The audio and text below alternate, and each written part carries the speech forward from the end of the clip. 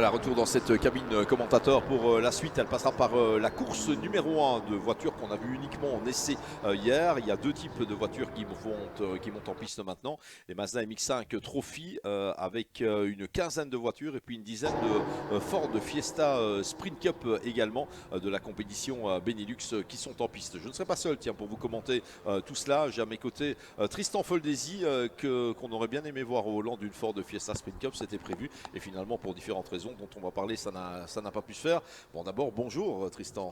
Bien le bonjour Vincent, bonjour à tout le monde. Voilà, ravi de te retrouver ici, de vous retrouver ici. Ah non, je vais le tutoyer parce que je parviendrai jamais à le vous voyez. C'est un jeune pilote de talent, notre ami Tristan Foldesi. Et à partir du moment où il n'était pas présent en piste, eh bien, ça nous semblait intéressant d'avoir son expertise en fait en termes de pilotage. Spa-Francorchamps, la Ford Fiesta Sprint Cup, c'est quelque chose qu'il connaît bien.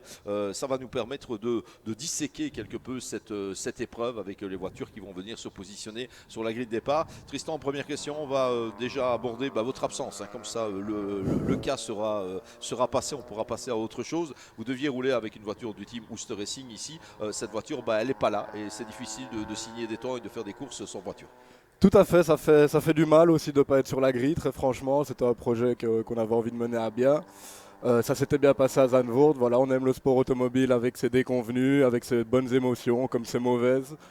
Donc voilà, très déçu de ne pas être au volant, mais je suis content d'être en si bonne compagnie dans la cabine de speaker et quand même d'avoir un rôle à Francorchamps ce week-end, ce dimanche. Ça aurait été sympa de vous commenter en course parce que le combat promettait d'être assez sympa avec Calvin De Groot et Thomas De Backer qui seront les favoris au niveau Fiesta. Précisez également que ces Fiesta et ces Mazda partagent depuis pas mal d'années maintenant la piste ici sur le circuit de Spa. La raison de cela, même si les performances sont assez différentes de ces voitures, les Mazda sont plus rapides que les Fiesta, c'est simplement un partage des coûts, hein, tout simplement avec une dizaine de voitures pour la Fiesta Sprint Cup. Le tarif de location du circuit de Spa-Francorchamps, c'est le plus beau circuit du monde. Hein. On sait que ce n'est pas pour rien ici quand on vient en rouler. Dick Van Elk qui n'a d'autre choix depuis plusieurs années que de grouper ces deux pelotons.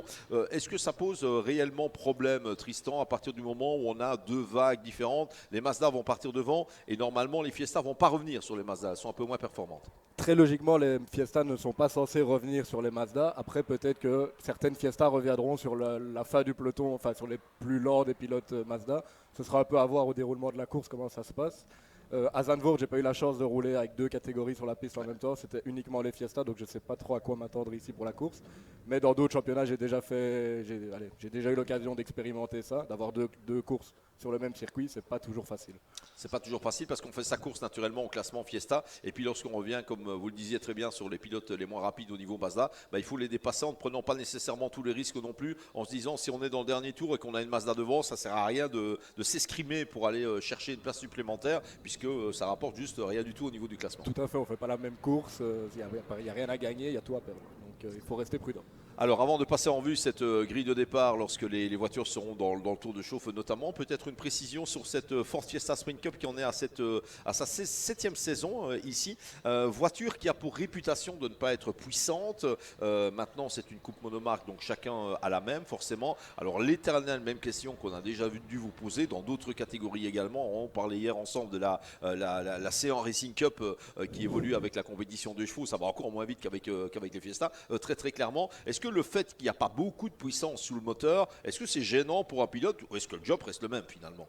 Le job reste le même et en fait les Fiesta sont très intéressantes du fait qu'elles possèdent un turbo. Donc c'est une conduite très particulière, l'air de rien, par rapport à beaucoup de choses qu'on peut connaître dans le sport automobile. Il faut beaucoup enrouler ses virages pour rester dans la bonne plage du turbo, donc c'est très spécial à réussir à faire aller vite. Mais c'est possible, c'est marrant, c'est vraiment chouette. Moi j'ai pris beaucoup de plaisir, la seule course où j'ai eu la chance d'être dedans. Donc c'est une bonne formule et je pense que vraiment, oui, il y a de quoi prendre énormément de plaisir dans ces voitures. J'en ai pris énormément d'ailleurs lors du premier round à Zandvoort. Du premier round à Zandvoort, on va rappeler comment ça s'était passé, à la fois bien et pas bien pour vous à Zandvoort. Tout à fait, j'avais signé la double pole, donc ici ça va être pareil pour la course. Donc le meilleur temps des qualifs détermine la grille de la Race 1, le deuxième meilleur tour de cette même qualif, la grille de la Race 2.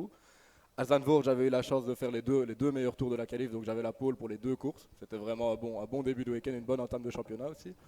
Pour la première course, je finis troisième. Pas bon, pas mauvais. On avait envie de faire mieux, mais c'était des bons points au championnat. À la deuxième course, j'ai montré un peu plus les coudes.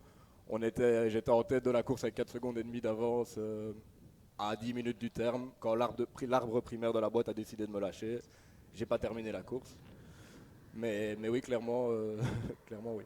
Ouais, un peu frustrant bien évidemment quand Tout la à fait. mécanique s'en mêle. Ça arrive de temps en temps hein, au niveau fiabilité sur ces Fiesta Sprint Cup depuis quelques saisons maintenant. Difficulté pour les équipes de Dick Van Elk qui mettent en place cette Ford Fiesta Sprint Cup Benelux, bah, c'est que c'est un modèle qui n'est plus produit, la Fiesta. Difficile d'emmener dans ce cas-là Ford dans l'aventure de manière officielle. On sait que les constructeurs actuellement mettent le cap. Je suis sûr qu'ils reviendront très vite hein, sur leurs décisions, mais mettre le cap sur l'électrique. On est là avec un moteur thermique très clairement dans cette voiture. Et donc cette Fiesta Sprint Cup, bah, pourtant elle est intéressante parce qu'elle représente une discipline d'accès au circuit encore relativement abordable, même si rien n'est bon marché en sport automobile. Bah, quand on sort du kart, quand on sort de disciplines comme la 2 chevaux C1 ou Fun Cup, hein, on en parlera tout à l'heure avec vous notamment, bah, c'est une discipline qui est un peu une suite logique. Tout à fait, ça apprend aussi la gestion des pneus slick par exemple, des pneus slick et des pneus pluie qui ont quand même une plage de fonctionnement très réduite. Il faut avoir la bonne température dans les pneus. La Fiesta est une traction, donc les pneus arrière n'ont jamais assez de température. Très compliqué de les mettre en température, on a beaucoup de survirage du coup. Donc c'est vraiment une bonne formule pour apprendre quel moment chausser les pluies quand il commence à pleuvoir, garder les slicks, apprendre à faire fonctionner sur 2 tours de qualif, avoir la bonne plage de régime de fonctionnement des pneus. Donc tout à fait, quand on sort du karting, etc., c'est une très très bonne formule, je pense, pour continuer à gravir les échelons dans le sport auto. Oui.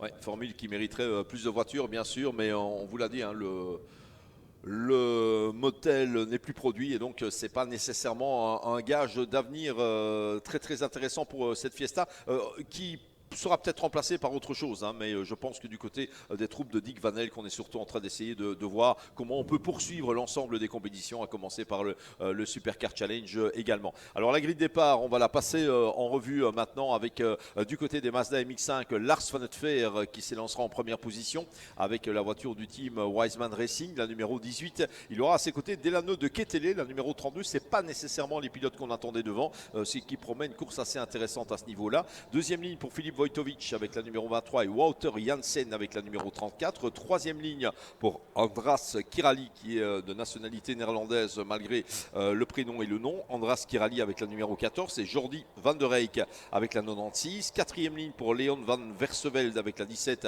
et Timo de Graaf avec la numéro 67 et cinquième ligne avec Dan de Graaf, la numéro 5, et Bas Visser, la numéro 59. À mon avis, il y a eu des pénalités puisque Timo et Dan de Graaf avaient clairement signé les meilleurs chronos lors des qualifications. La suite de cette grille départ Mazda, il y aura Marcel Decker, très loin également, hein, Marcel Decker qui est normalement un pilote qui joue devant, la numéro 11, Michael Skilders, la numéro 57.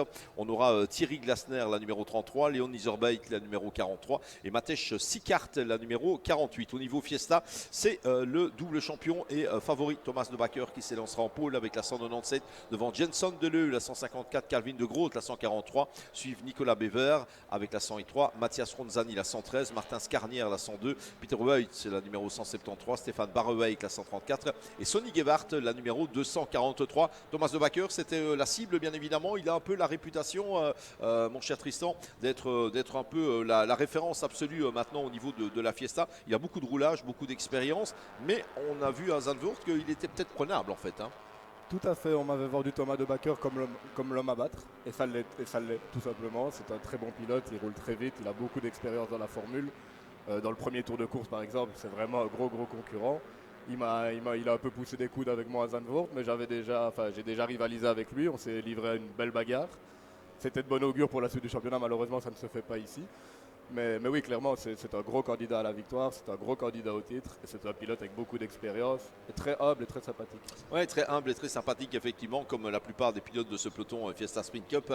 Le problème aussi de Thomas de Backer, il est très simple, hein, c'est que le garçon n'est pas issu d'une famille fortunée non plus, et que c'est pas facile de passer au GT4 et à d'autres disciplines, bien sûr. Il n'a juste pas les budgets pour ça, raison pour laquelle, après un premier titre en Fiesta, il avait remis le couvert, et après un deuxième titre en Fiesta, il remet encore le couvert. On a un peu l'impression que ça patine un petit peu, mais il est allé un peu plus loin dans le projet cette année avec une voiture alignée par TDB Nice Racing, TDB pour Thomas de Backer d'ailleurs. Il y en a d'autres, hein, Scarnière, Weitz, Barrewijk sont également dans cette équipe TDB Nice Racing. Donc il y a une implication de Thomas et de son papa hein, qui est assez omniprésent également dans cette aventure. Niveau d'entente globale entre tous ces pilotes, c'est sympa dans le paddock? Oui, assez, relativement. On s'est tous dit bonjour, on ne se connaissait pas tous avant Zandvoort, on s'est tous dit bonjour, on s'est tous respectés mutuellement. Donc Globalement, oui, l'entente est bonne et il n'y a pas de mot plus haut que l'autre. Après, c'était le premier round de la saison bien qui sûr. en compte 6. Ouais. C'est toujours plus tendu en fin de saison qu'au début. Mais sur le petit peloton que nous étions, tout le monde s'entendait bien. En tout cas, à la première. Est-ce qu'il y a une chance de vous revoir, Tristan, quand même, dans une Fiesta Sprint Cup? Alors, il n'y a pas 43 équipes, bien évidemment, puisque vous deviez rouler chez Ooster Racing, qui engage pas moins de 4 voitures. Ça n'a pas pu se faire pour différentes raisons logistiques, on va dire. Ce n'est pas une question de budget, etc. C'est vraiment des questions logistiques. Et c'est ça qui est d'autant plus frustrant en ce qui vous concerne. Possibilité, éventuellement, vous conservez le contact avec des teams? Oui, tout à fait. Je garde le contact avec des teams. Je reste impliqué dans la Fiesta Sprint Cup auprès des organisateurs, etc. J'ai fait quelques rencontres de chouettes personnes, etc. Donc oui, clairement, je reste investi dans le championnat, dirons-nous. J'ai toujours le bon espoir qu'on arrive à me logistiquer une voiture d'ici à la prochaine course. Donc les projets ne sont pas encore faits. On verra. On va un peu voir à froid comment on peut réagir et rebondir. Mais clairement, la soif de rouler et de victoire est toujours là. Donc si ce n'est pas en Fiesta, ce sera peut-être autre chose. Mais il y a des objectifs, il y a des projets, il y a des plans. Enfin, il y aura des plans, c'est sûr. Alors, l'avantage de la Sprint Cup Fiesta, mais également du Mazda MX-5 Trophy, c'est que ce sont des courses sprint sans concession. Il n'y a pas de balance de performance, il n'y a pas de passage par la pit lane, il n'y a pas de voiture à partager avec un autre concurrent. C'est du sprint à l'état pur, comme on en voit avec le GB3 Championship, la Clio Cup et même l'Alpine Elf Cup Series ici sur le circuit de Spa-Francorchamps. Les sprints ont encore de l'avenir, bien évidemment, mais c'est sûr qu'il faut un encadrement total pour ces championnats. Les voitures sont sur la grille de départ ici juste devant nous dans la cabine commentateur, avec donc, je vous le rappelle, d'abord un départ pour les Mazda. Lars van Utfer, Delano de Ketele, Philippe Wojtovic et Walter Janssen vont essayer de faire sauter la banque au niveau de ce Mazda MX-5 Trophy. On surveillera les remontées de Timo et Dan de Graaf qui avaient été très rapides hier, Marcel Decker également, qui sont des pilotes qu'on devrait voir assez rapidement remonter vers les hautes sphères du classement. Et puis une fois que ces Mazda seront partis, on aura le départ des Fiesta avec Thomas de Backer, avec Jenson Deleu, avec Calvin de Groot, Nicolas Bever, Mathias Ronzani et les autres, Martin Scarnière qui est un jeune pilote également francophone. Voilà, départ imminent en ce qui concerne le Mazda MX-5 Trophy. Les feux qui s'allument ici sur le circuit de Spa-Francorchamps avec des conditions qui restent assez compliquées. Et c'est parti pour ces Mazda MX-5. On va voir ce que ça donne au premier passage à la source. Bon départ a priori de Lars van Utfer avec la numéro 18 qui conserve les devants. Attention de bien freiner, le grip est minimaliste. On parlera avec Tristan du circuit de Spa-Francorchamps, de ce fameux circuit de Spa-Francorchamps d'ici quelques instants. Et le petit peloton, la quinzaine de Mazda MX-5, eh bien ça se passe pas mal. Alors le passage prépondérant, c'est le raidillon. Pourquoi est-ce qu'il est prépondérant? D'abord, c'est le raidillon, il vaut mieux ne pas se louper. Et deuxièmement, parce qu'il conditionne tout simplement la montée de Kemmel. Si vous faites un passage dans le raidillon qui est assez misérable, et on voit que le leader est largement en dehors des limites de la piste ici au sommet du raidillon, si vous faites un passage misérable, eh bien vous le payez dans la montée de Kemmel tout simplement. On observe le deuxième peloton, puisque c'est une course en deux temps ici sur le circuit de Spa-Francorchamps avec cette Fiesta Sprint Cup et ce Mazda MX-5 Trophy. Deuxième peloton, voilà le départ au niveau des Fiesta, bon envol de Thomas de Backer, sans le moindre problème pour l'instant, devant Jenson Deleu et Calvin de Groot avec la numéro 143. Calvin de Groot qui est souvent présenté comme l'adversaire principal dès lors où Tristan Foldesi n'est pas là, l'adversaire principal de Thomas de Backer. Et il s'est élancé depuis la troisième place seulement. Sans oublier Jenson Deleu qui depuis début d'année, je ne le connaissais pas, mais qui déjà à Zandvoort a montré quelques belles performances, qui hier a tenu la qualification, était en pôle pendant les 2 ou 3 premiers flying laps. Exact. Donc il a quand même un bon rythme et il a à surveiller aussi, je pense. C'est les trois hommes forts de ce week-end en tout cas. Oui, c'était attendu et on aurait aimé que vous soyez le quatrième, bien évidemment. On n'a pas eu Matej Sikart au niveau des Mazda. Au départ, la numéro 48 n'était apparemment pas présente. On récupère à l'image ces Mazda MX-5. Un peloton qui reste traditionnellement bien compact, bien évidemment. Une course qui est une coupe qui est assez intéressante. Ce Mazda MX-5 Trophy, toujours très très disputé, toujours des arrivées au sprint. On verra ce que ça donne et on verra si on a la confirmation de cela ici sur le circuit de Spa avec une des Fiesta qui démarre assez loin, celle de Stéphane Barreway je pense, le numéro 134 qui clôture pour l'instant ce classement. On a également la 243 de Sonny Guevara. Ce sont des gentleman drivers ça Tristan, des pilotes qui manquent un peu d'expérience, qui sont clairement au niveau des chronos moins vite que les pilotes. Alors on a Walter Voigt et Barway qui sont des personnes qui viennent vraiment pour s'amuser. On a Sony qui vient plus pour apprendre et qui est dans une phase d'apprentissage, sa première saison en voiture tout simplement. Ouais. Comme nous le disions tout à l'heure, c'est une formule aussi qui permet de faire tremplin entre les compétitions karting ou bien le début du motorsport, du sport auto, même si on n'a pas fait de karting auparavant. Donc oui, ce sont des pilotes outsiders, on va dire, mais qui ont eux aussi leur chance d'évolution, et peut-être fin d'année, début de l'année prochaine, de venir se battre aux avant-postes ou pour les top 3, top 5 éventuellement. Oui, et très belle passe d'armes au sommet du classement au niveau Mazda MX-5 Trophy. On va refaire un point sur le classement ici. Ça se bat tous azimuts, c'est le moins que l'on puisse dire. On avait déjà vu ça lors de la qualification. Ils ne se quittaient pas, ils restaient en essaim, ce qui n'est pas évident, bien évidemment, pour signer un chrono, puisque si vous avez une voiture à gauche, à droite, devant, derrière, eh bien, on se retrouve effectivement avec une impossibilité de signer un super chrono. Marcel Dekker est au sommet du classement avec la 6. Je vous l'avais dit, il était parti loin. Marcel Dekker, il était 11e, je pense, sur la grille de départ, mais à partir du moment où on reste en paquet comme ça, au petit jeu d'aspiration, on peut vite refaire son retard. Et c'est donc Marcel Dekker qui mène la danse devant Delano de Ketele et Thibaut de Graaf, bien remonté également. Walter Janssen est actuellement 4e, Philippe Wojtowicz 5e, dépassé maintenant par Andras Kirali avec la numéro 14, Jordi van der Eyck est 7e, Dan de Graaf, dont la remontée est peut-être un peu moins spectaculaire pour l'instant, il est 8e, Lars van den Veer est 9e et Leon van Versveld est en 10e position. Excellent départ de Marcel Dekker. On se rappelle de cette image hier lors de la qualification, Marcel Dekker entouré d'autres concurrents à la sortie de la chicane et il faisait du point. Marcel Dekker, il était fâché que les autres soient autour de lui et qu'il ne puisse pas réaliser un tour comme il l'espérait, bien évidemment. Formule monotype, ça veut dire que qu'est-ce qui fait la différence finalement, Tristan, dans les Mazda, dans les Fiesta? Tout le monde a la même auto a priori. C'est quoi? C'est une question de setup, c'est une question de pilotage avant tout? C'est une question de pilotage, de setup, c'est un ensemble de choses. L'osmose doit être parfaite entre l'équipe, la voiture, le pilote, tout doit se passer pour le mieux. Il y a des moteurs qui vont toujours un peu mieux que d'autres, des châssis qui sont toujours un peu meilleurs que d'autres également. Mais oui, c'est clairement le pilote qui doit faire une différence. Il n'y a pas de POP, il n'y a rien de tout ça, c'est vraiment la voiture, le pilote, le circuit et mettre les gaz. Oui, mettre les gaz, bien sûr. Marcel Dekker, leader en Mazda, et Thomas de Backer avec Jenson Deleu et Calvin de Groot dans son sillage, leader au niveau des Fiesta. Parlons de ce circuit de Spa-Francorchamps. Bon, Tristan, ça fait 2 jours ou 3 jours maintenant que la pluie est omniprésente, comme elle l'est souvent sur le circuit de Spa-Francorchamps. Ça reste quoi pour le jeune pilote que vous êtes? Ça reste la piste ultime? C'est toujours un plaisir de se retrouver sur Spa, surtout quand on n'est pas venu depuis longtemps. Dès qu'on refait un tour à Spa, on se dit waouh, c'est quand même magnifique Spa.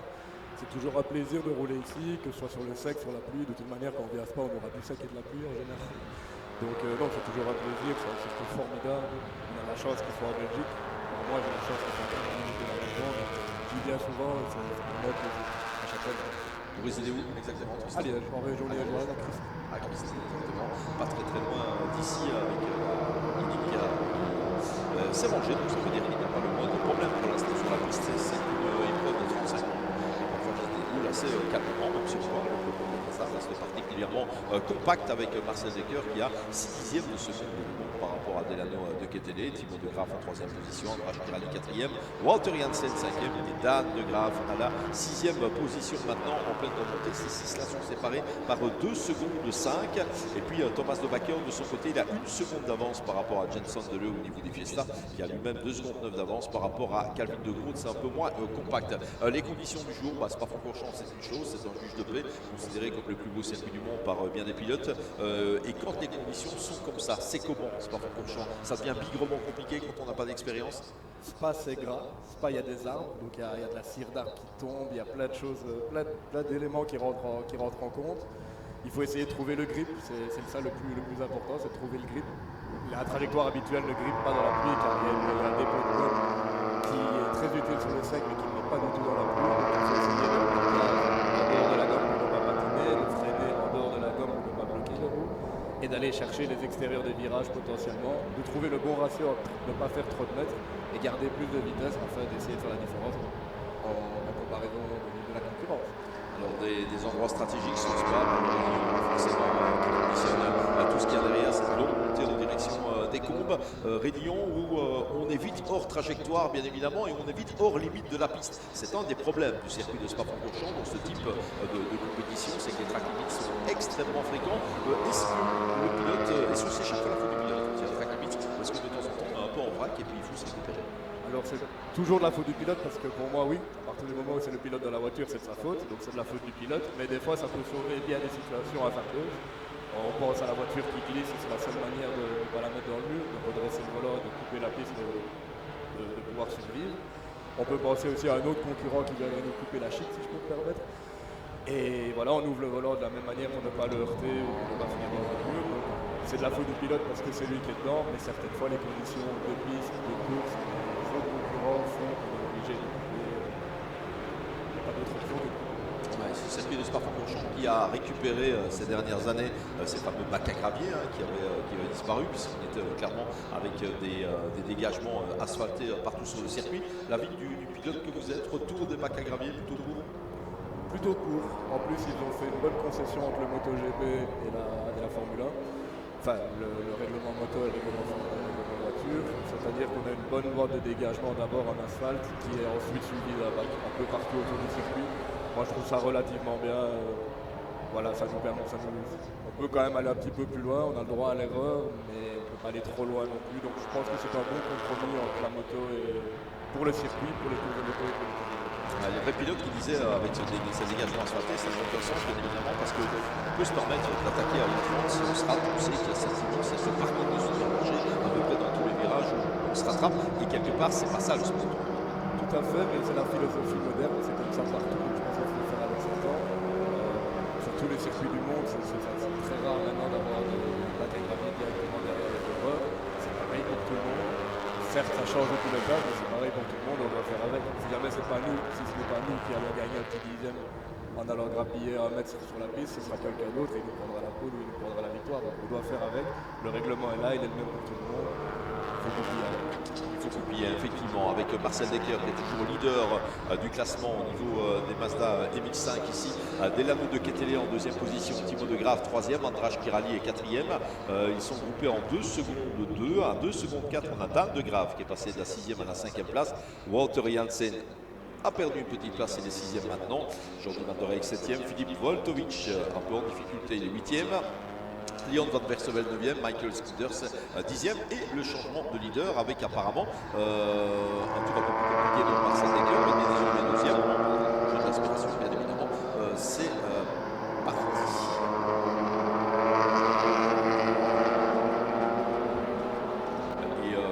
C'est vrai que Brouillard, alors on sait que pour l'instant il y a une course qui devait se dérouler, je pense qu'elle est partie maintenant, à quelques kilomètres d'ici, elle n'est toujours pas repartie, à quelques kilomètres d'ici, quelques dizaines de kilomètres, ça s'appelle les 24 heures de Nürburgring, sur la fameuse Nordschleife. Alors il faut savoir pour les concurrents français et autres qui sont ici, entre l'Eifel, comme on l'appelle, le plateau de l'Eifel en Allemagne, où il y a la Nordschleife de Nürburgring, et l'Ardenne belge, c'est le même plateau en fait forestier, clairement, à quelques dizaines de kilomètres d'écart, on a 2 monuments du sport automobile européen avec le mondial, avec Spa-Francorchamps et le Nürburgring et en l'occurrence ce week-end son grand circuit. Sauf que ça ne roule pas depuis hier soir au 24 heures de Nürburgring, maintenant ça s'est arrêté 23h effectivement. 23h45, Tristan était devant les images à ce moment-là.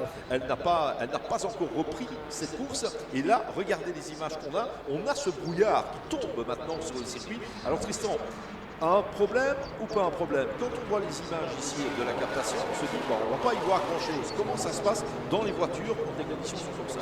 Alors nous connaissons le circuit par cœur, c'est un fait. C'est comme sur la route, on a quand même une visibilité à quelques mètres devant, mais c'est pas idéal, que ce soit pour la direction de course, pour voir si jamais il y a eu un incident de voiture au fin fond d'un bac. Parfois avec le brouillard, on ne sait pas zoomer avec la caméra et voir, donc ça peut être dangereux d'un point de vue sécurité pour envoyer des véhicules d'intervention. Il y a plusieurs inconvénients à laisser rouler des voitures dans le brouillard. Pour le pilote en lui-même, je pense que ça va. Dans les conditions comme elles sont là actuellement, je pense qu'on est en piste, on est dans la voiture, on voit assez loin devant, mais c'est pas l'idéal, c'est certain. Et d'un point de vue sécurité, en effet, il y a des fois on peut avoir peut-être même 100 mètres devant un obstacle en plein milieu de la ligne droite qu'on n'a pas vu. On regarde le dashboard ensuite, on relève les yeux et on est dessus. Ça peut être dangereux. Ça peut être dangereux effectivement. Et puis vous confirmez Tristan que la réalité d'un virage n'est pas la réalité du virage suivant à Francorchamps. On peut très bien passer ici devant la tribune principale et puis se retrouver au pont ou à Bruxelles ou dans le double gauche avec des conditions qui sont radicalement différentes. C'est un fait. Souvent on passe devant les stands au soleil et on nous dit attention, il pleut. C'est Spa, on l'adore. Ouais, effectivement. également bagarre entre Sonny Gebhardt et Martin Skarnier à l'image ici. Un petit peu au niveau des Fiesta, Thomas de Backer est toujours au leader, mais avec 5 dixièmes de seconde d'avance seulement sur Jenson Deleu. La bonne révélation de ce début de saison, Jenson Deleu. Calvin de Groot est à 6 secondes 7. On sait que le pilote Ulster Racing sera en mesure de résister à Thomas de Backer, en tout cas de lui disputer la victoire. Non seulement c'est pas le cas, en plus il suit la loi de Jenson Deleu qui est en deuxième position pour l'instant. Nicolas Bever est troisième, Mathias Ronzani quatrième, Martin Skarnier cinquième, Sonny Gebhardt sixième, Peter Boyd septième et Stéphane Barrowake à la huitième position. Du côté des Mazda qui repasse maintenant, eh bien on a Timo de Graaf toujours aux commandes devant Marcel Dekker, Delano de Ketele avec la numéro 32 et troisième, Dan de Graaf quatrième, Andras Kirali cinquième et Philippe Wojtovic qui est remonté de la huitième à la sixième place maintenant, prenant le meilleur sur Walter Janssen et sur Jordi Van der Reyck. 21 minutes de course encore. Qu'est-ce qu'on peut dire, Tristan? C'est long, c'est pas long, 35 minutes de course en ce qui concerne cette Fiesta Sprint Cup et ce Mazda MX-5 Trophy. C'est du pur sprint, bien évidemment. Est-ce qu'on est à fond pendant 35 minutes? Ça reste du pur sprint, on reste à fond pendant 30-35 minutes. On peut essayer de gérer un peu les pneus si on a une certaine avance pour essayer d'être un peu plus performant en course 2, etc. Il y a un petit peu de stratégie quand même à mettre en place. Est-ce que c'est long, est-ce que c'est pas long? Quand on est troisième de la course, on aimerait que ça dure encore 1 heure pour essayer d'aller chercher la première place. Quand on est en tête de la course, on aimerait que ça se finisse le tour d'après. Donc c'est un format qui est relativement, pour moi, c'est le temps correct qu'il faut rouler pour une course de sprint. Gestion, pas vraiment, on donne tout pour essayer de gagner, sauf si par chance on se retrouve loin aux avant-postes, on essaye de gérer un petit peu, pas prendre des risques inconsidérés non plus, c'est mieux d'être deuxième que de ne pas finir une course, toujours. Ouais. Mais ça reste un format où oui, tout à fait, on essaye de pousser pendant 30 minutes. Dans le cas des Fiesta, il y a, outre le classement général, un classement des juniors également qui est organisé avec les plus jeunes en piste, ce qui permet de mettre des pilotes en évidence, bien sûr. Alors ça complique peut-être un peu la lisibilité du classement, mais c'est plutôt sympa. Et on le voit, Thomas de Backer qui est un peu embêté avec Jenson Deleu qui continue à maintenir la pression. Les deux voitures sont à l'image là-bas. La bleue de Backer ne domine pas cette épreuve. Jenson Deleu qui reste dans son sillage. Alors qu'est-ce qu'il y a à faire à partir du moment, en admettant que vous seriez à la place de Jenson Deleu, là où vous deviez être normalement, mon cher Tristan. On est dans le sillage de Thomas de Backer. Qu'est-ce qu'on fait? On va analyser les trajectoires de Thomas en se disant bon, là il est bien et là apparemment il est un peu moins bien, c'est ça? Selon moi, d'abord on regarde derrière, il y a 6 secondes d'écart. On réfléchit, on se dit voilà, il reste 20 minutes de course. Sauf si on est beaucoup plus rapide, on essaye de prendre la poudre des scorpettes et de s'en aller. Si on n'est pas beaucoup plus rapide, on regarde, on anticipe. Le concurrent va à l'intérieur, on va à l'extérieur. Qu'est-ce qui était le plus rapide? Pendant un tour ou deux, on regarde, on anticipe. Toujours en regardant si derrière ça ne revient pas. Ou alors il faut essayer de passer simplement. Là, dans un cas comme ceci, pour moi, ce serait d'anticiper, de regarder, de comprendre ce que fait Thomas pour essayer d'aller plus vite et simplement de pouvoir le dépasser, mais un peu plus tard dans la course. Ce n'est pas forcément nécessaire d'y aller tout de suite et de risquer de se mettre tous les deux au tas alors qu'on peut tous les deux prendre de super bons points là maintenant dans la situation actuelle. Ouais. Et puis il y a des gens qui nous écoutent et ça fait plaisir, bien évidemment, Tristan. Là, j'ai David de Zager. Alors David de Zager, il connaît très bien la discipline puisqu'il a gagné le titre là-bas. Et c'est vrai qu'il disait c'est dommage qu'il n'y a vraiment pas plus de pilotes dans cette Fiesta Sprint Cup, dans la mesure où on a sorti quand même des garçons comme Caressani, Hartog, Payl et compagnie qui sont partis sur la planète GT3 maintenant. Donc en 6 saisons, cette Fiesta Sprint Cup, eh bien, elle a permis de sortir un paquet de bons pilotes, néerlandais pour la plupart, belges parfois, qui après s'envolent vers d'autres horizons. La formule sprint aide toujours les pilotes. C'est toujours bien de pouvoir faire des résultats en sprint. C'est pareil que la monoplace, un petit peu dans la carrière d'un pilote. C'est très important d'avoir fait du sprint ou de la monoplace, encore plus la monoplace. Mais c'est vraiment une manière de pouvoir se révéler en tant que pilote, que personne. On est tout seul du début à la fin. Si c'est bien, c'est grâce à nous. Si c'est pas bien, c'est notre faute. Mais il n'y a aucun facteur extérieur qui vient intervenir dans le résultat final.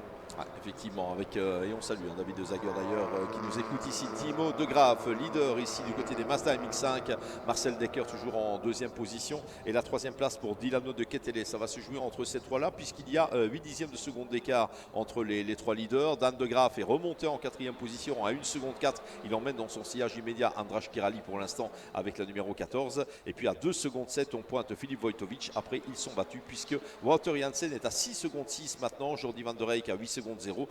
Leon van Varsevelde qui est 9e à 9 secondes 4. Et Michael Skilders 10e. Il pointe à 15 secondes 6 au niveau des Fiesta. Et bien Thomas de Backer est toujours flanqué, cette 10e de seconde. Le voilà, on les a à l'image effectivement, flanqué de Jenson Deleu avec les moins bons de la catégorie Mazda qui sont repris maintenant par ces Fiesta. Comme on l'expliquait en début d'épreuve avec Tristan, il faut faire attention à ce qu'on fait bien évidemment. Alors je pense que le moins bon Mazda, il surveille ses rétroviseurs parce qu'il sait que les Fiesta vont revenir et il va peut-être pas jouer sa propre carte et du panache qui ne servirait pas à grand chose, mais par contre quand on va arriver sur un groupe de 2 ou 3 pilotes en train de se battre pour les places d'honneur, là ça peut devenir compliqué d'essayer de trouver le passage à ce moment là. On verra ce que ça donne. En tout cas on reste avec ce classement au niveau Fiesta. Thomas de Backer et Jenson Deleu qui ont pris le meilleur sur Leon Iserbyt qui était le pilote Mazda qu'on a aperçu à l'image.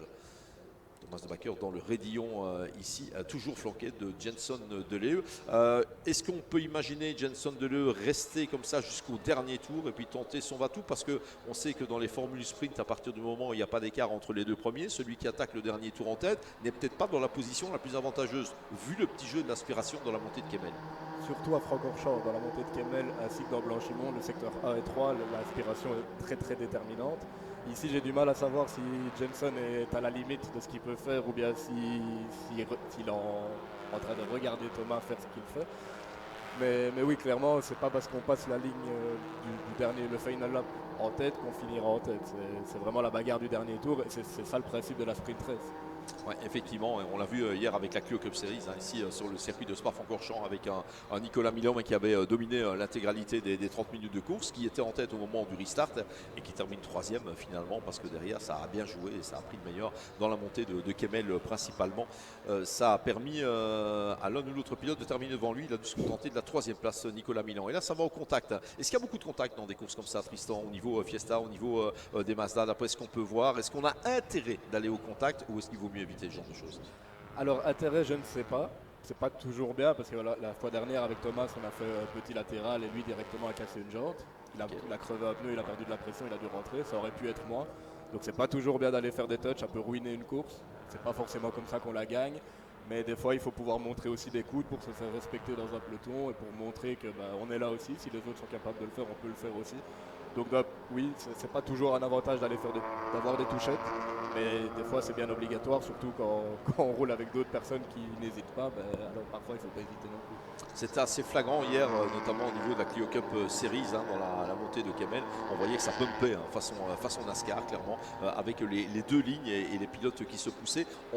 En se poussant, on gagne clairement de la vitesse. Là, à ce moment-là, on gagne beaucoup de vitesse. C'est comme si on était au banc moteur, pour la voiture qui pousse, c'est comme si on était au banc moteur et il n'y a plus aucune résistance avec le vent. Donc on sort directement quand on se met dans l'échappement de la voiture qui précède, que directement on gagne beaucoup de temps et oui, le régime moteur s'emballe, les kilomètres heure avec. Ouais, et ça passe allègrement par l'échappatoire du côté des Combes avec le groupe de tête au niveau des Mazda MX-5, Timo de Graaf, Delano de Ketele, Dan de Graaf. Les deux de Graaf sont dans le top 3 et ils vont revenir, ils sont très très bons, ces deux-là, je vous l'avais dit. Et Marcel Decker qui a rétrogradé au 4e rang.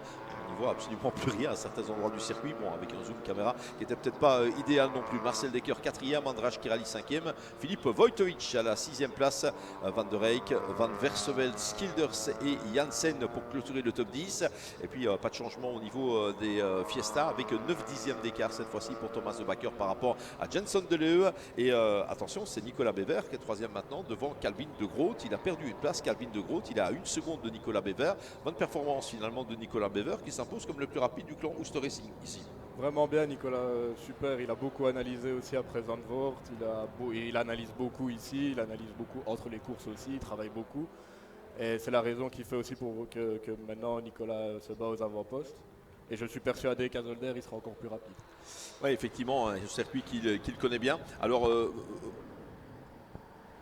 oui, bien sûr. Avec également un point intéressant, parce que je pense que c'est également le cas de Nicolas Bever aussi. Alors la Fun Cup par rapport à ceci, vous venez tous de cet univers Fun Cup, etc. La Fun Cup par rapport à une Fiesta, c'est quoi? C'est moins performant, plus performant, c'est plus compliqué, moins compliqué. Comment est-ce qu'on peut comparer? On roule plus ou moins dans les mêmes chronos. Alors la Fiesta est une voiture de série sur laquelle on a mis des slicks. Ouais. La Fun Cup est un petit prototype sur lequel on a mis des routes. Ouais. C'est vraiment deux philosophies totalement différentes. La Fiesta est plus une voiture d'origine avec quelques aides au pilotage, donc elle a un peu plus de mal quand elle se fait balancer de gauche à droite. On sent bien que elle n'a pas été conçue pour, prévue pour, étudiée pour. Une Fun Cup est plus rigide, c'est vraiment un bout de bois, ça reste vraiment un petit prototype, c'est une voiture de course.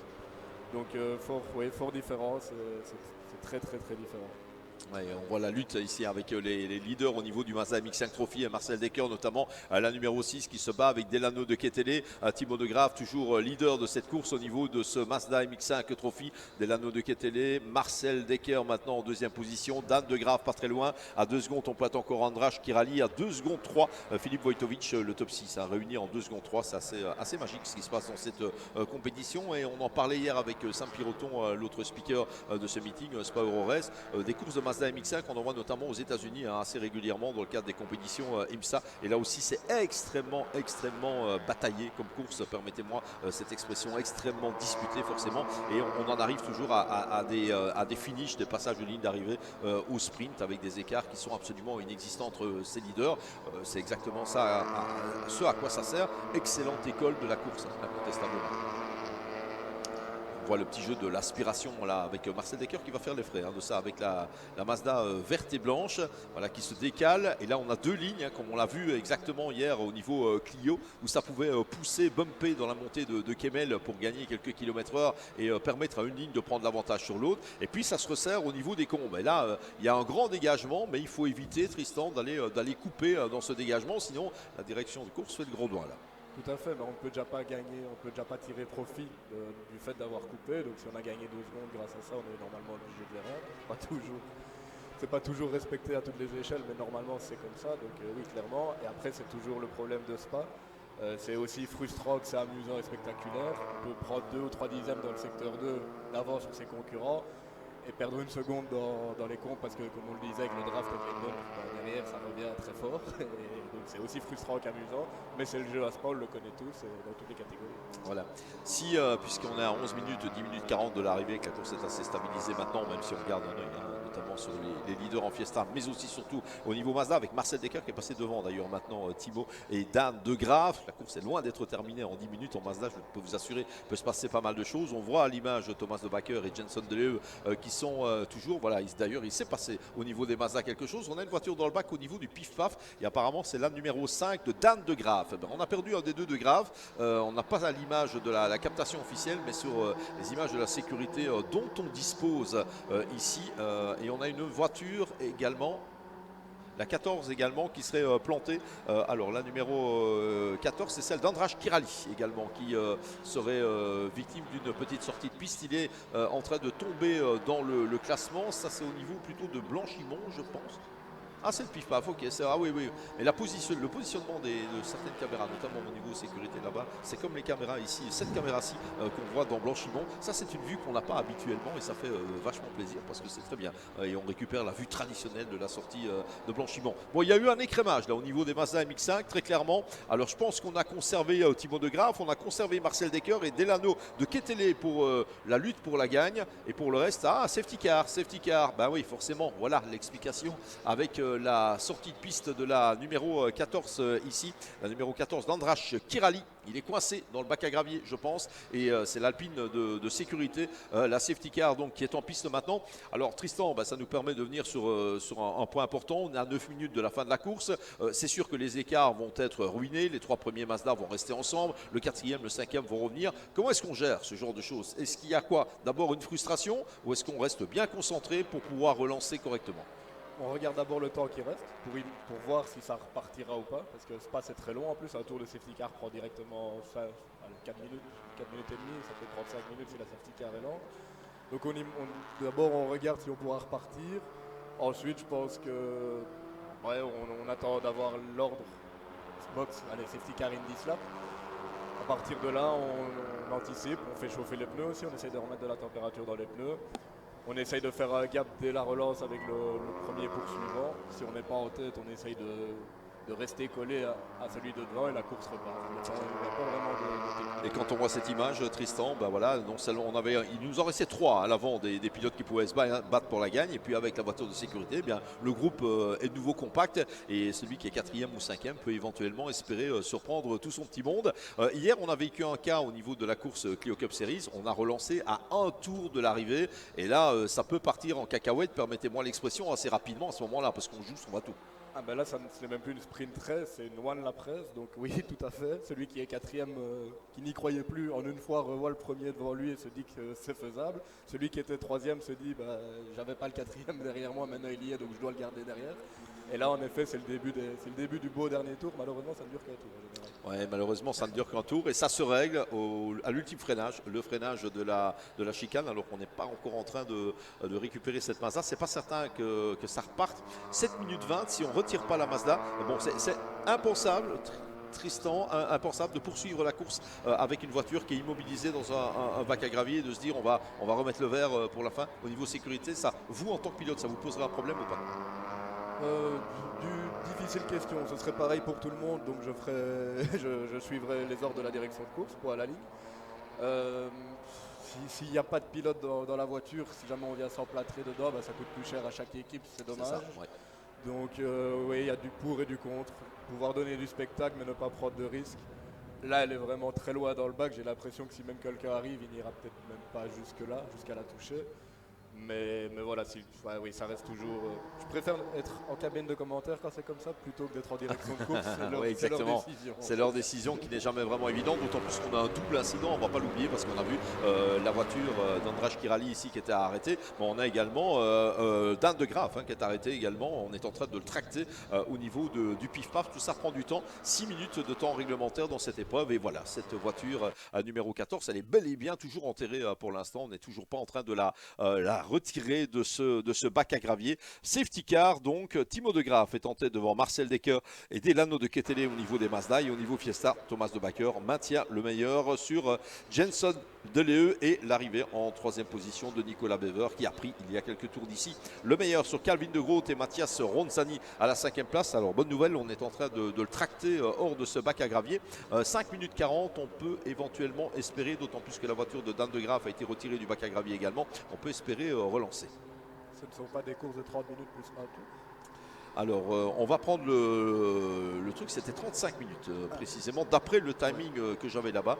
35 minutes. On a écrit le plus un tour. Le plus un tour, mais je pense que c'est 35 minutes effectivement au total. Hier, c'était clairement 30 minutes plus un tour pour les Clio, très clairement. L'Alpine Cup Series, c'est 25 minutes plus un tour. Et ici, les courses sont présentées comme étant des courses de 35 minutes. Je n'étais pas au briefing, donc pardonnez. Non, mais pas de souci, effectivement.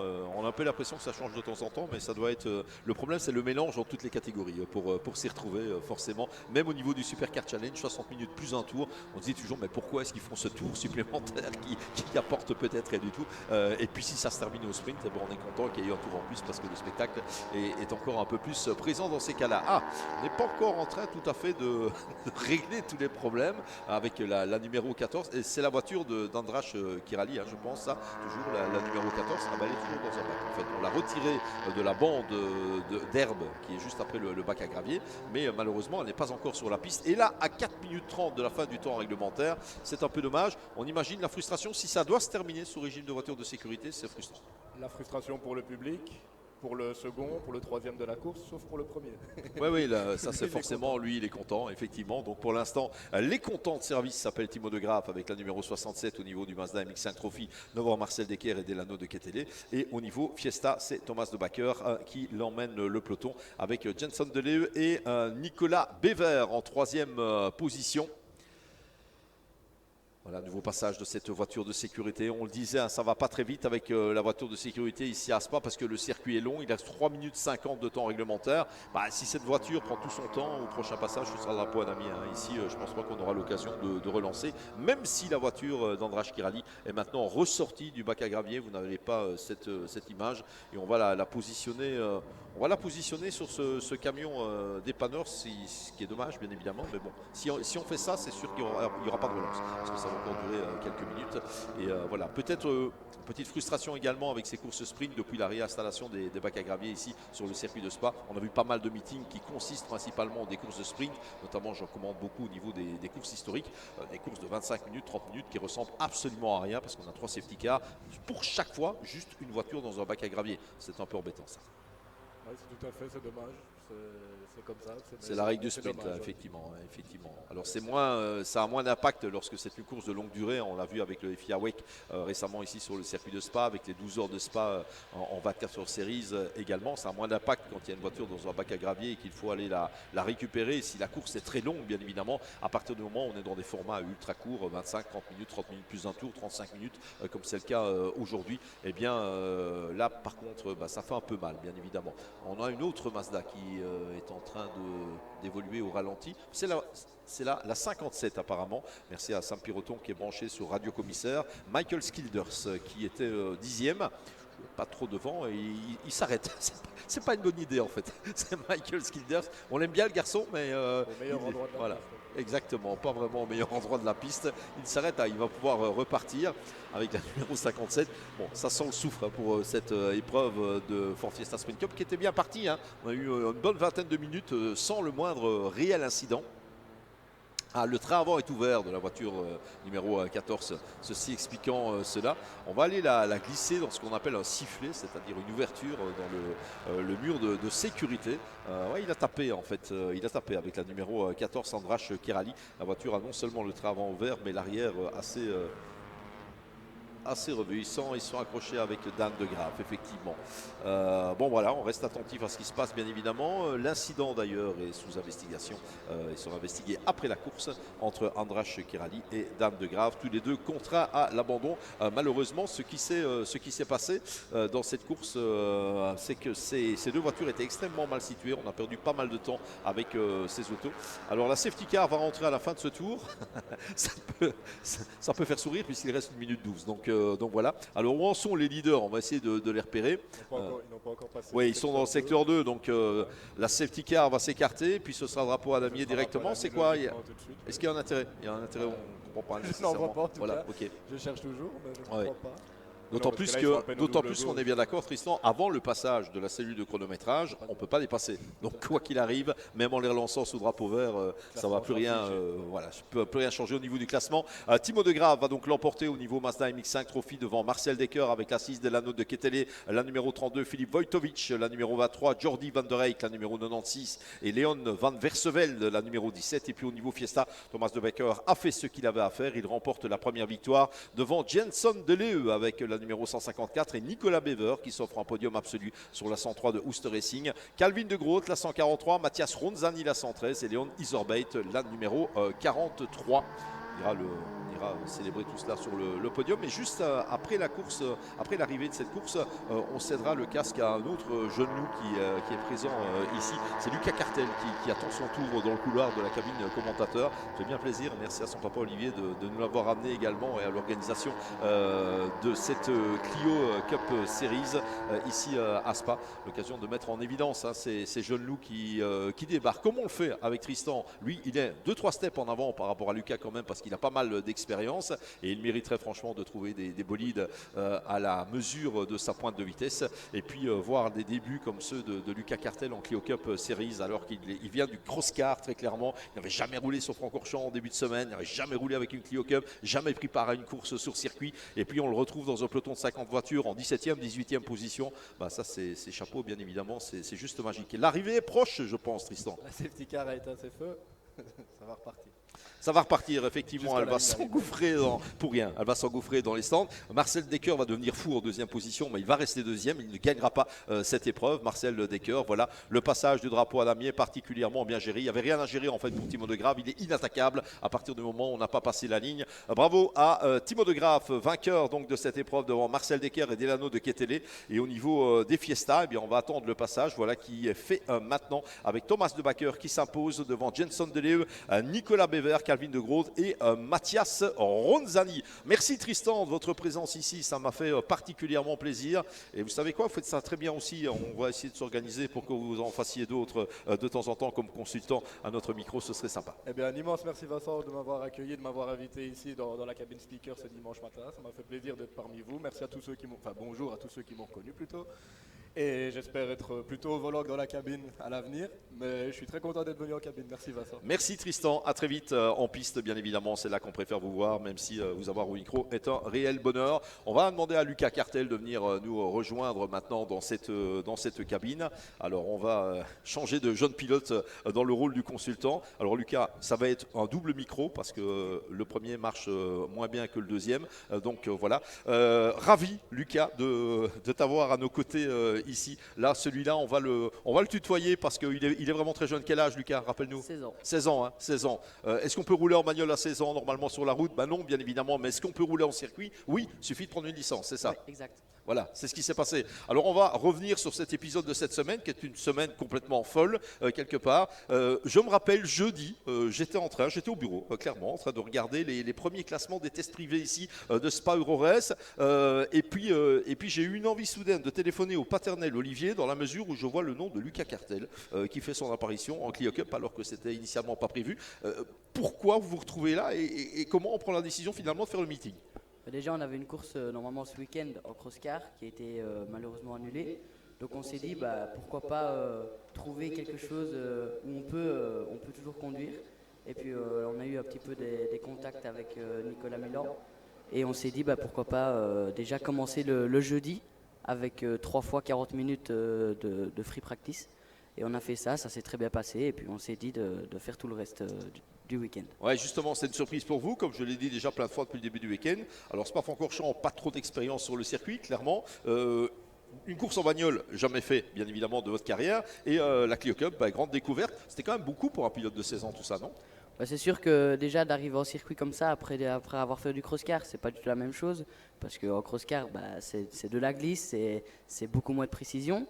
Donc il y a beaucoup de choses à reprendre en main, mais j'ai toujours aimé la course auto et le circuit particulièrement aussi. Après, c'est sûr que le rallye, c'est autre chose et c'est mon but plus tard. Donc voilà, mais pourquoi pas avoir fait une course de Clio Cup et c'est super de pouvoir faire ça à mon âge, quoi. Ouais, effectivement. Et Lucas, on peut faire un premier bilan de week-end. Il y a encore une deuxième course qui aura lieu cet après-midi. C'est bon ce bilan. 55 voitures engagées dans cette Clio Cup Series. On vous retrouve à l'aise directement, 20, 25e, 30e, etc. Et puis ça, le rythme prend. On sait que vous avez eu des problèmes lors de la qualif numéro 1. Ce matin, qualif numéro 2, on vous retrouve 16e, 17e, 18e. C'est bon ça?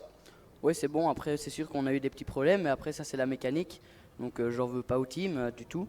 Et ouais, on a essayé de faire du mieux qu'on peut à la course et essayer de rattraper. Après, c'était la première course pour moi, donc pas l'habitude de bloquer les intérieurs. Et j'ai compris un peu comment les pilotes de devant faisaient. Donc, j'ai hâte d'être à la course prochaine, enfin, ici après-midi, et de voir comment je peux me débrouiller après avoir vu ce que les autres faisaient à la course passée. Ouais, et quelque part, avec cette météo bien pourrie qu'on a ce week-end, ça n'a pas facilité les choses, bien évidemment. Et c'est là peut-être que l'expérience du cross-car, comme vous le disiez, c'est de la glisse, le cross-car, forcément, ça amène au rallye, très clairement. On sait que c'est une discipline qui est notamment celui qui en assure la meilleure promotion, c'est Thierry Neuville avec Life, etc.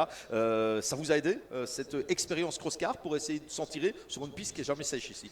C'est sûr que le cross-car pour la glisse, il y a rien de mieux. Après, le cross-car, c'est en propulsion. Ici, c'est une traction, donc c'est quand même complètement différent. Après, oui, la glisse, j'arrive à la remettre plus facilement sur la piste, mais c'est quand même pas super facile. C'est pas super facile, bien évidemment, mais vous en tirez à merveille. Allez, ce serait quoi, Lucas, pour cet après-midi? Qu'est-ce qu'on peut vous souhaiter dans cette course numéro 2? J'aimerais bien essayer d'aller au moins dans le top 15. Je serais vraiment content de moi. Après, je vise quand même le junior. Pourquoi pas faire un podium. Après, je sais que c'est compliqué. Ils roulent tous devant. Ils ont beaucoup d'expérience. Mais je pense que je peux y arriver. Il faut juste un peu de concentration et ça pourrait y arriver. Ouais, ça pourrait y arriver, bien évidemment. On vous souhaite le meilleur en tout cas. On sait que le calendrier cross-car a beaucoup été remodelé pour la suite de la saison. Ça a un peu patiné là en début de saison. Ça va suivre son cours. Objectif, c'est quoi? Titre cette année ou comment ça se passe? Alors, en championnat d'Europe, j'aimerais bien. Je vise le titre, ça c'est sûr. Après, en Belgique, oui, tout le monde rêverait de gagner un championnat. Donc c'est sûr que le but c'est de jouer devant et pourquoi pas avoir le titre de champion. Après il y a beaucoup de niveaux, notamment Cobb Powells, donc connu aussi beaucoup dans le Ouais, circuit. bien sûr. Mais ouais, je suis content, j'ai pu me battre avec eux, donc c'est pas mal pour la suite. Ma dernière question, Lucas, et puis on vous laisse, et puis je dois aller animer le podium surtout de la course ici. Mon premier rallye, ce sera quand? Parce qu'on sait que dans le garage du paternel, il y a 2-3 voitures qui traînent, donc c'est quand votre premier rallye? Bah, à 18 ans, le plus tôt possible. Ah oui, ce ne sera pas possible avant ça par contre, Bah, parce non. qu'on évolue sur la route et qu'il faut un permis de conduire, c'est Voilà, ça? exact. Voilà. 2 ans à ronger son frein. Eh ben dites donc, on va essayer d'être patient. C'est Ouais. pas gagné. Le problème, c'est que des gens comme Olivier et comme moi, les années passent et on prend de l'âge. Donc il faudrait que ça s'accélère un petit peu pour qu'on puisse allègrement en profiter. Merci Lucas, ravi Merci de à vous toi. avoir ici, de t'avoir eu ici dans cette cabine. Bon vent pour la suite et qui sait, on se retrouvera sur l'un ou l'autre podium prochainement, avec plaisir. Merci beaucoup. Merci. Voilà, et on va vous laisser avec Sam Piroton. Hein. Nous, on va filer vers le podium maintenant pour commenter ce podium Fiesta Mazda. A tout de suite.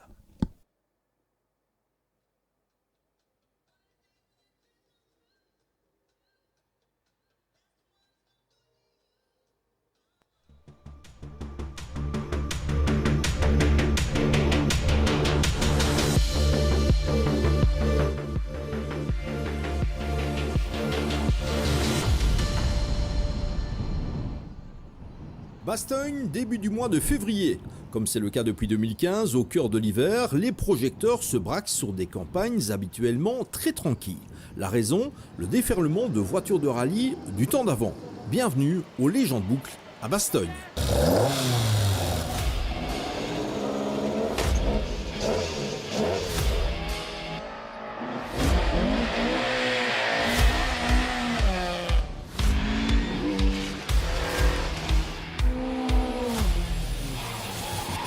Pour ce millésime 2024 de la classique hivernale, les organisateurs ont proposé un cocktail aussi connu qu'apprécié par les équipages et les fans. 2 journées de course bien différentes, avec le samedi 2x5 spécial, ou plutôt RT, intégralement sur asphalte, et le dimanche 5 RT forestiers en ligne, le tout avec des pneus de série.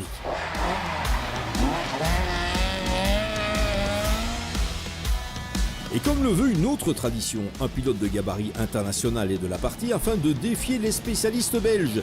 Et cette année, c'est le français Stéphane Sarrazin qui s'y est collé. Un Grand Prix de F1 disputé, 5 podiums aux 24 heures du Mans, 2 saisons comme pilote officiel Subaru en championnat du monde des rallyes. Sarrazin est un vrai touche-à-tout du sport auto. Et pour l'aider dans la découverte de l'épreuve et de la fameuse Ford Escort Mark II PYB 106, propriété de Christophe Jacob, le responsable de Sarrazin Motorsport pouvait compter sur la présence à ses côtés de Nicolas Gilsoul, de quoi le rendre confiant avant le départ.